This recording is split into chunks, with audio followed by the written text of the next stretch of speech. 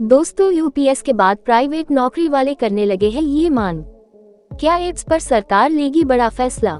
UPS के तहत सरकारी कर्मचारी रिटायरमेंट पर मासिक पेंशन पाने के हकदार हैं, जो उनके अंतिम 12 महीने के एवरेज बेसिक सैलरी का 50% होगा। न्यूनतम पेंशन की गारंटी 10,000 रुपए प्रति माह तय की गई है। कर्मचारी भविष्य निधि संगठन द्वारा शुरू की गई कर्मचारी पेंशन स्कीम एपीएस के तहत एक नई मांग उठने लगी है। प्राइवेट सेक्टर के कर्मचारी मिनिमम पेंशन को लेकर मांग कर रहे हैं कि सरकार उनकी मिनिमम गारंटीड पेंशन में बढ़ोतरी करे।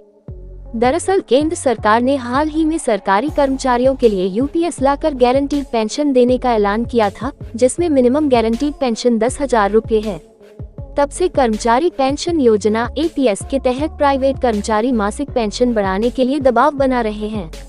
यूपीएस के तहत सरकारी कर्मचारी रिटायरमेंट पर मासिक पेंशन पाने के हकदार हैं, जो उनके अंतिम 12 महीने के एवरेज बेसिक सैलरी का 50% होगा। न्यूनतम पेंशन की गारंटी 10,000 रुपए प्रति माह निर्धारित की गई है। इस पेंशन योजना में सीपीआई के आधार पर महंगाई राहत को भी शामिल किया गया है। ये ध्यान रखना महत्वपूर्ण है कि केवल वे कर्मचारी जिन्होंने 25 साल की सेवा पूरी कर ली है, वे पूर्ण पेंशन के लिए पात्र होंगे। Chennai EPF pensioners welfare association ने हाल ही में केंद्रीय श्रम एवं रोजगार मंत्री मनसुख मंडाविया को पत्र लिखकर एपीएस के तहत पेंशन भोगियों के लिए न्यूनतम मासिक पेंशन को बढ़ाकर 9,000 रुपए करने तथा महंगाई भत्ता देने की वकालत की है।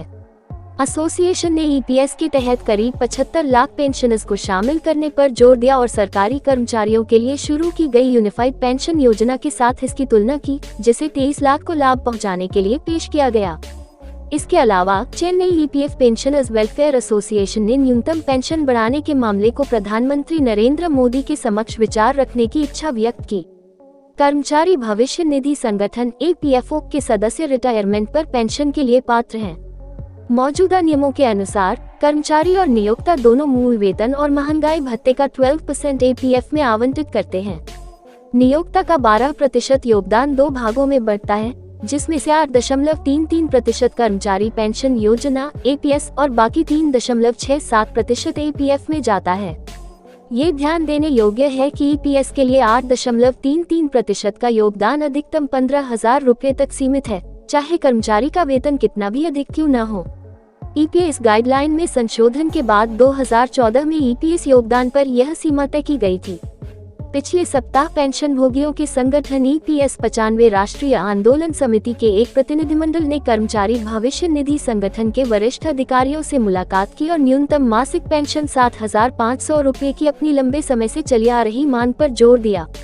ईपीएस 95 राष्ट्रीय आंदोलन समिति एनएसबड़ी ने एक बयान में कहा कि सदस्यों ने ईपीएस सदस्यों और उनके जीवन साथी के लिए पूर्ण चिकित्सा कवरेज की भी मांग की।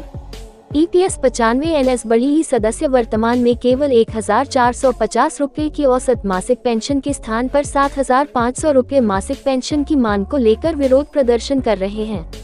इस महीने की शुरुआत में केंद्रीय श्रम और रोजगार मंत्री मनसुख मंडाविया ने ईपीएस 95 एनएसबड़ी प्रतिनिधियों से मुलाकात की थी और उन्हें आश्वासन दिया था कि सरकार उनकी मांग को पूरा करने के लिए आवश्यक कदम उठाएगी।